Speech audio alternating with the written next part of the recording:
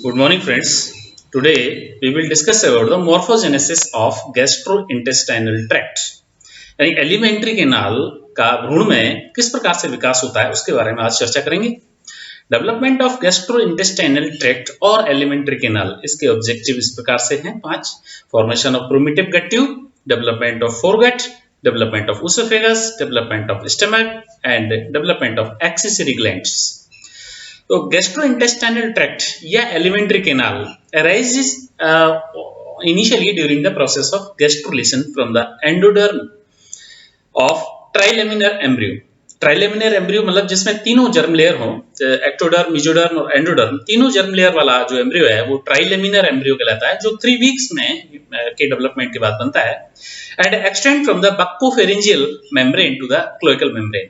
जो buccopharyngeal membrane यानी कि माउथ के पास में, जब माउथ खुलने से पहले जो मेम्ब्रेन होती है उसे बक्कोफेरिंजियल मेम्ब्रेन कहते हैं, और क्लोइका यानी एनस के खुलने से पहले जो मेम्ब्रेन होती है उसे क्लोइकल मेम्ब्रेन कहते हैं। यानी आगे से पीछे की तरफ एंटीरियर एंड से लेकर पोस्टीरियर एंड तक ये एक्सटेंड रहती है alimentary canal. Formation of primitive gut tube. सबसे पहले formation of primitive gut tube का फॉर्मेशन किस प्रकार से होता है। Foregut include oral cavity, pharynx, oesophagus and stomach. Alimentary canal को हम 3 भागों में बांट सकते हैं, फोरगट, मिडगट और हाइंड गट। तो स्टमक तक का जो पोर्शन है उसे फोरगट कहते हैं। उसके बाद में जो इंटेस्टाइन है, लार्ज इंटेस्टाइन और स्मॉल इंटेस्टाइन, दोनों को मिडगट कहते हैं, और rectum, anus, anal aperture, cloacal aperture जो भी है उसको हम हाइंड गट कहते हैं। So oral cavity and mouth are formed by the breakdown of buccopharyngeal membrane and contributed to the mainly by the pharynx lying within the pharyngeal arches। जब mouth के पास में यानी जो इंटीरियर एंड है उसमें एक एक्टोडर्मल और एंडोडर्मल बाइलेयर की जो बक्कोफेरिंजियल लेयर है उसके हट जाने से माउथ ओपन होता है।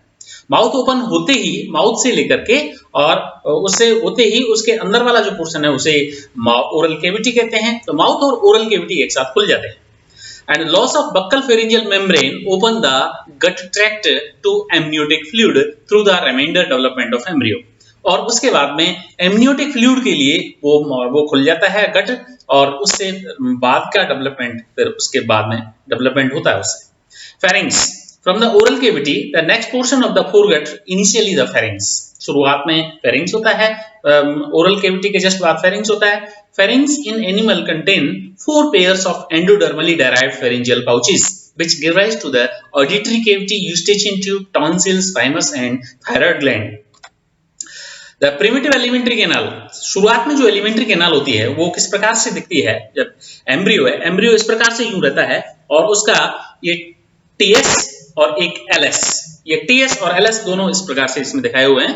The primitive endoderm forms the epithelial lining of the digestive tract.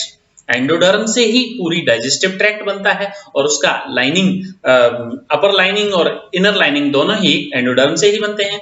And the parenchyma of the gland such as the liver and pancreas, muscles, connective tissue and partition component of the wall gut are derived from the splanchnic mesoderm. Splanchnic mesoderm, जिससे endoderm और mesoderm दोनों से मिलकर के जो स्प्लैंक्टिक mesoderm होती है उससे मिलकर के बाकी के टिश्यूज बनते हैं। तो प्रिमिटिव गट जो होती है वो किस प्रकार से दिखती है। अगर हम एम्ब्रियो का, जो एम्ब्रियो इस प्रकार से है और उसका एलएस काटें, एलएस काटने के बाद में इस प्रकार से दिखाई देता है। इसका ये एंटीरियर पोर्शन है, इसका ये हेड रीजन है, हेड ये न्यूरल ट्यूब है, न्यूरल ट्यूब और लास्ट में ये टेल रीजन है। इसमें अंदर की तरफ ये एलिमेंट्री केनाल है जो फोरगट से लेकर के, ये भी फोरगट, ये भी फोरगट और ये फोरगट, यहाँ से फोरगट, उसके बाद में मिडगट, मिडगट उसके बाद में हाइंड गट। तो ये हाइंड गट यानी टेल रीजन तक ये हाइंड गट है, और उसके बाद में ये मिडगट से ये विटेलो इंटेस्टाइनल ट्रैक्ट डक्ट या यॉक स्टॉक यानी यॉक सैक से ये जुड़ा हुआ है, यॉक स्टॉक है जिससे यॉक की सप्लाई हो रही है इंटेस्टाइन में और उससे ये इसका फीडिंग होती है। तो इस प्रकार से ये एलिमेंट्री केनाल है उसको फोरगट, मिडगट और हाइंड गट में हम बांट सकते हैं। डेवलपमेंट ऑफ ओसोफेगस, हम 1 by 1 ऑर्गन लेते हैं। अब लेते हैं डेवलपमेंट ऑफ ओसोफेगस का डेवलपमेंट किस प्रकार से होता है। At 4 week and embryo lung bud begin to develop. 4 सप्ताह के एम्ब्रियो में जो है लंग बड डेवलप होना शुरू होती है, लंग, जिससे कि आगे चल करके लंग होगा। तो यानी फेरिंग्स में यानी ऊसोफेगस के वेंट्रल पार्ट में ये लंग बड बनती है। It begin as a laryngotracheal groove on the ventral side of the primordial pharynx. जो प्राथमिक फेरिंग्स है उसके वेंट्रल साइड में एक बड यानी कलिका के रूप में ये निकलती है और बाद में धीरे धीरे बढ़ करके और फेरिंग्स बनाती है। ट्रेकियोओसोफेजियल septum gradually partition this diverticulum from the dorsal part of the foregut, and this is the manner foregut divide the ventral respiratory primordial and dorsal oesophagus. dorsal side एक septum के द्वारा ये dorsal oesophagus और respiratory primordium के रूप में दो भागों में बट जाता है। At first oesophagus is short, but the descent of heart lung it lengthen rapidly. शुरुआत में ओसोफेगस छोटी होती है, लेकिन बाद में जैसे जैसे हार्ट का डेवलपमेंट होता है वैसे इसकी लंबाई बढ़ती जाती है, ये स्ट्रेंथन होती है।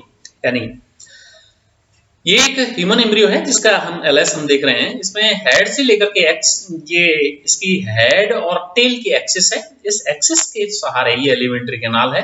यहाँ से माउथ, ये buccal cavity, mouth buccal cavity, oesophagus, pharynx, oesophagus में ये रेस्पिरेटरी डाइवर्टिकुलम निकला हुआ है और ये स्टमक, इसका स्टमक, इसके बाद में ये मेसोडर्मल प्लेट है इसके चारों तरफ और ये हेपेटोपैनक्रियाटिक बड यहाँ से निकल रही है जिससे लिवर भी बनेगा और पेनक्रियास भी बनेगा और दोनों तरफ से ये बनेगा। फिर उसके बाद में ये मिडगट का पोर्शन आ गया जो इसमें यॉर्क सैक से जुड़ा हुआ है और इसके बाद में ये हाइंडगट और हाइंडगट क्लोएकल मेम्ब्रेन और ये टेल इस प्रकार से इसमें है।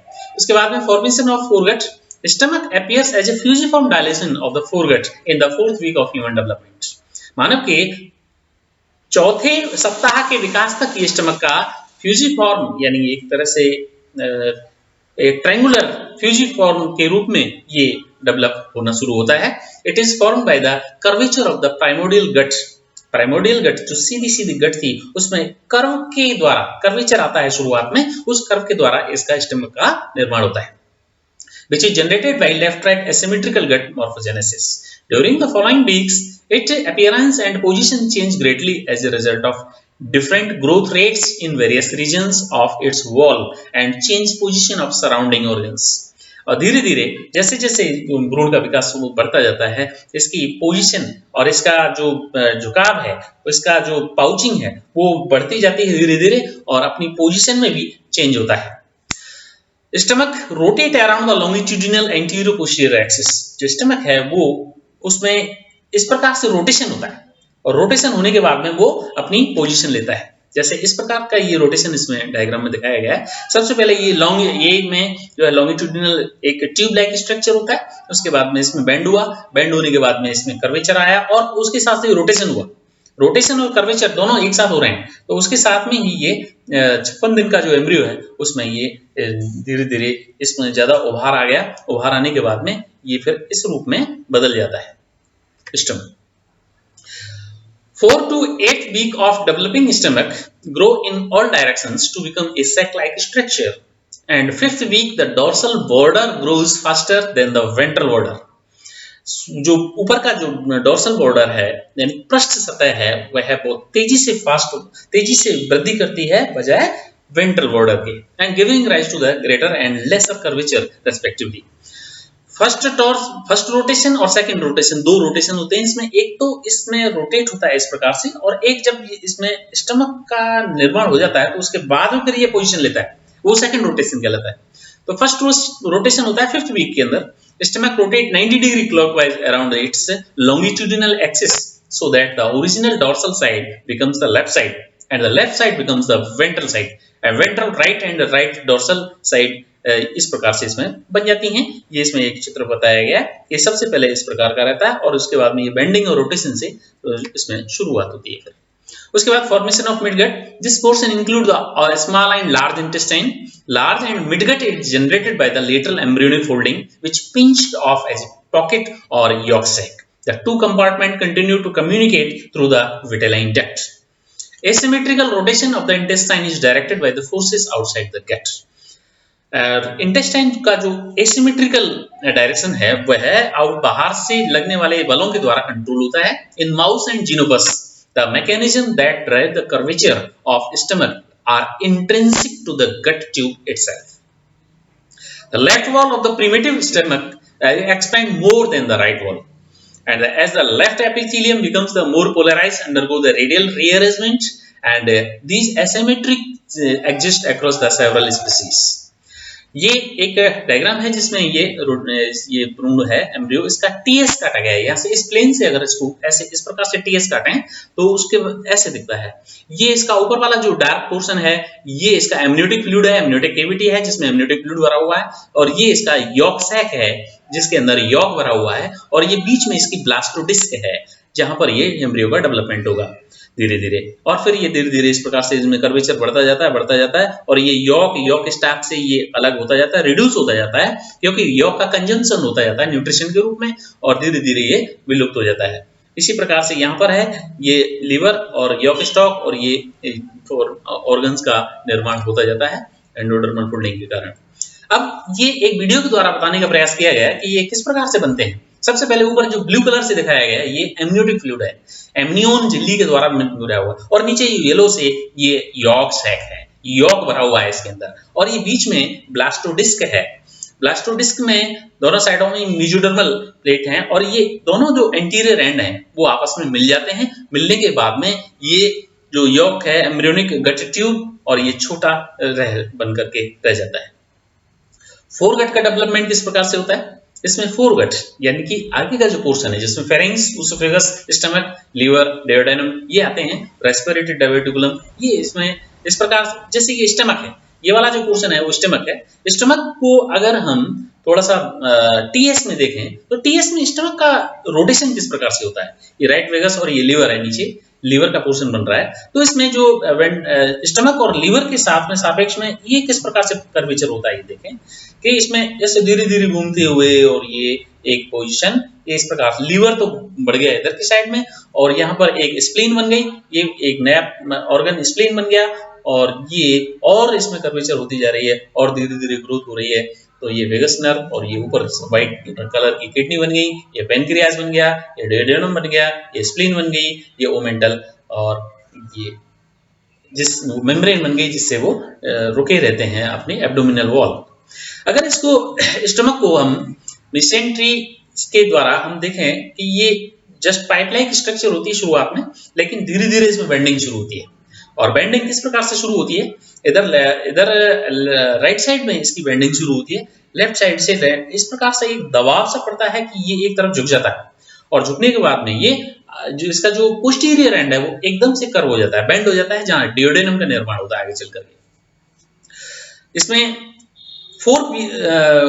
4 वीक का जो एम्ब्रियो होता है उसके अंदर respiratory diverticulum, stomach, septum transversum और vitelline duct, allantois, chorionic membrane, hind gut, mid gut और फोरगट इस प्रकार से दिखाई दे रही हैं। लेकिन ये जो पीछे का जो पोर्शन है जिसे हाइंड गट कहते हैं, जिसमें स्मॉल इंटेस्टाइन और लार्ज इंटेस्टाइन होती है, उसमें इस प्रकार कर्वेचर होता है कि इसमें एक डायफ्राम बना, डायफ्राम से लीवर, ये व्हाइट कलर का लीवर है, लीवर जो इससे जुड़ा हुआ है, ये वाला गॉल ब्लैडर है, गॉल ब्लैडर सिस्टिक डक्ट से, ये गॉल ब्लैडर बाइल डक्ट से जुड़ा हुआ है, और ये वेंट्रल पैनक्रिएटिक डक्ट है, और ये है डोर्सल पैनक्रिएटिक डक्ट बड़े। तो दो पैनक्रिएटिक डक्ट हैं, ये बाद में पास आएंगे। इस प्रकार से रोटेशन होता है कि ये दोनों ही यानी डोर्सल और वेंट्रल दोनों पास आ जाती हैं। पास आने के बाद में ये फ्यूज डोर्सल और वेंट्रल पैनक्रिएटिक डक्ट फ्यूज होकर के एक pancreatic duct, common pancreatic duct में कन्वर्ट हो जाती है।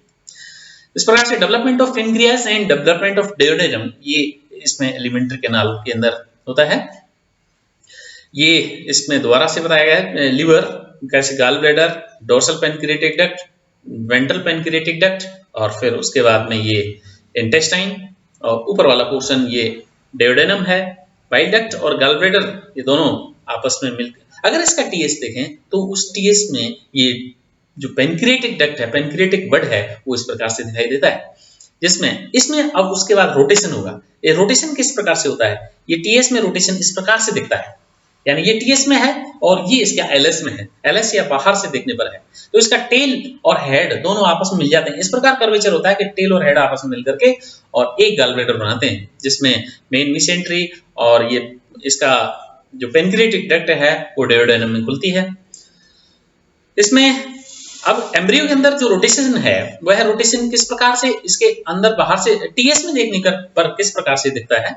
जैसे ये एक किडनी है, दोनों व्हाइट और किडनी, और फिर उसके बाद में ये डोर्सल ऑर्टा और ये डोर्सल मिसेंट्री, इसमें रोटेशन इस प्रकार से होगा, जैसे ये तीर का निशान बताया गया है, इसमें इस प्रकार से रोटेशन होगा कि ये गॉल ब्लैडर जो इससे जुड़ा हुआ है रेट्रो पेरिटोनियल पोजीशन पर आ जाएगा ये, और ये उसके बाद मिडगट का जो डेवलपमेंट है वो किस प्रकार से होता है, तो 5 वीक का जो भ्रूण है उसके अंदर मिडगट का इलोंगेशन होता है, फर्स्ट 90 डिग्री पर रोटेट होता है, और ये स्टमक और गॉल ब्लैडर दोनों आपस में डेवडेनम से जुड़े हुए हैं।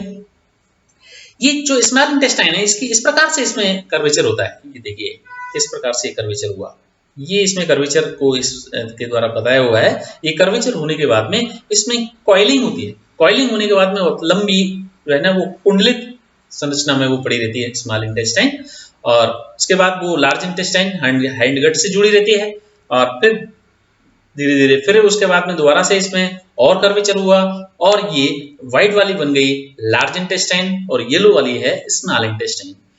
तो जिसे सिकम, ये लार्ज इंटेस्टाइन का सिकम और कोलोन पार्ट है, ये वापस और इसमें एक कर्वेचर हुआ और बेंडिंग हुई 90 डिग्री पर, और इस प्रकार से ये एक उल्टे यू आकार की संरचना बन गई, जिसमें जो पूरी लार्ज इंटेस्टाइन पार्ट बनाती है, जबकि स्मॉल इंटेस्टाइन वो कॉइल्ड रूप में, कॉइलिंग के रूप में वो है, फिक्सेशन ऑफ इंटेस्टाइन। अब इंटेस्टाइन का फिक्सेशन किस प्रकार से होता है, इंटेस्टाइन बन तो गई, उसके बाद में अपनी पोजीशनिंग कैसे लेती है और वो जुड़ी हुई कैसे रहती हैं, ये इसका असेंडिंग लूप है, और ये इसका हॉरिजॉन्टल लूप है, और ये इसका डिसेंडिंग लूप है, और इसके टीएस में देखने पर इस प्रकार से देखते हैं, क्रॉस सेक्शन में ये सामने से इस प्रकार देखते हैं, और लेटरल व्यू, ये लेटरल व्यू है, और ये इसका डोर्सल या वेंट्रल व्यू है, जिसको कट करके क्रॉस सेक्शन में सामने से देखा जाए तो इस प्रकार से दिखते हैं।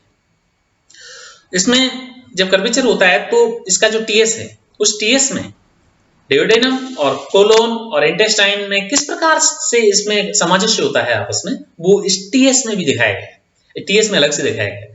ये स्टमक है, ये पेनक्रियाज है इधर, ये डेवोडेनम और ये।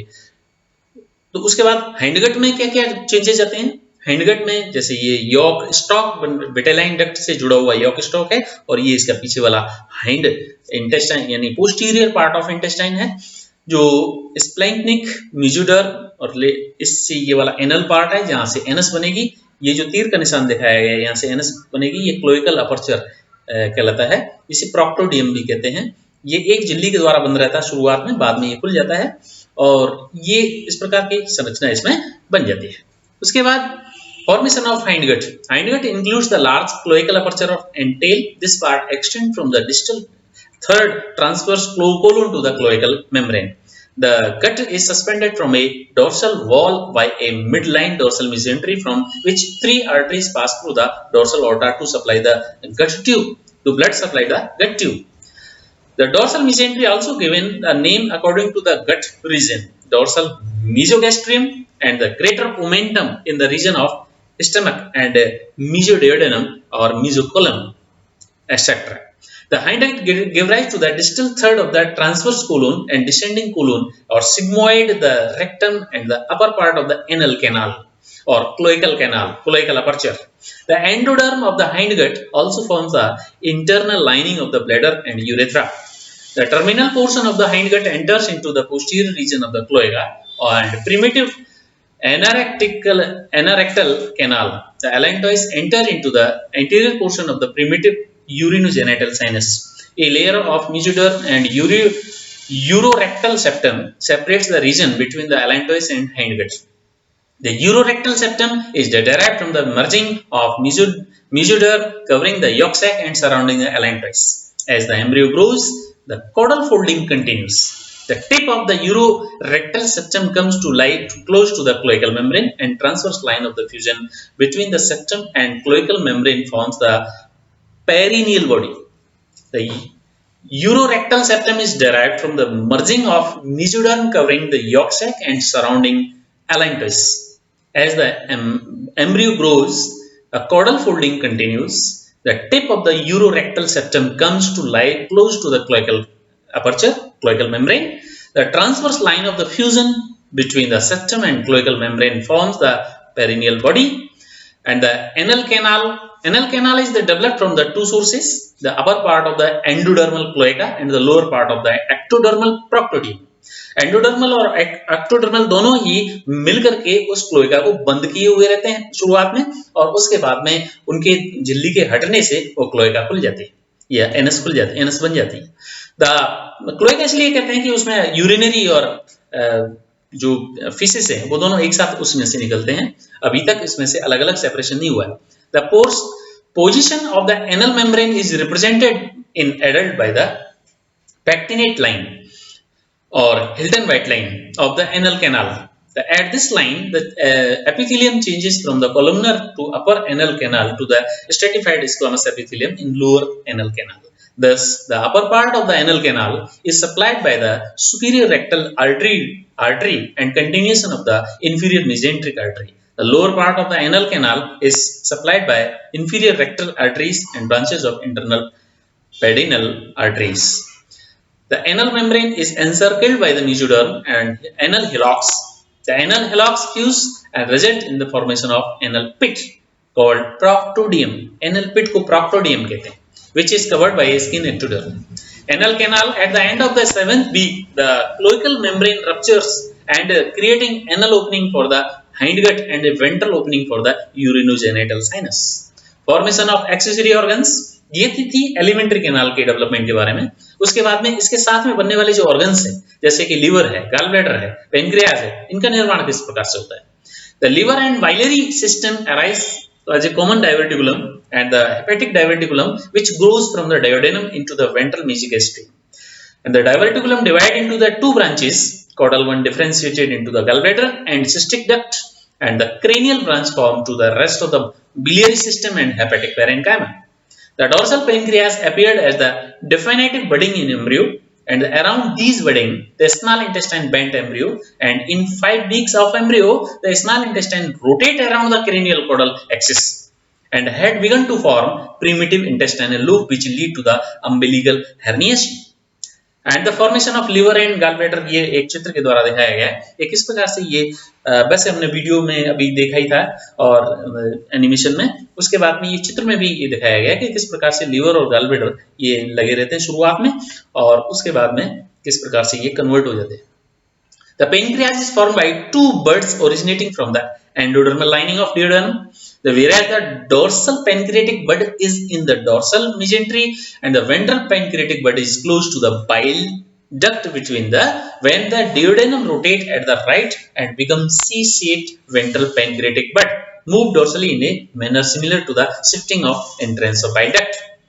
Finally, the ventral bud comes to lie immediately below and behind the dorsal bud, and later the parenchyma and duct system of the dorsal and ventral pancreatic buds fuse.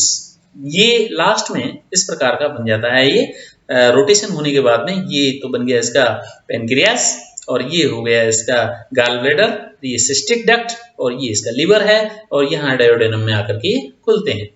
ये जैसा कि अभी वीडियो में देखा हमने और ये उसी प्रकार से ठीक उसी प्रकार से ये गॉल ब्लैडर बन जाता है। नाउ पेनक्रियास बन जाता है। Pancreas ventral bud form the uncinate process inferior part of the head of the pancreas and forming a part of the gland is derived from the dorsal bud.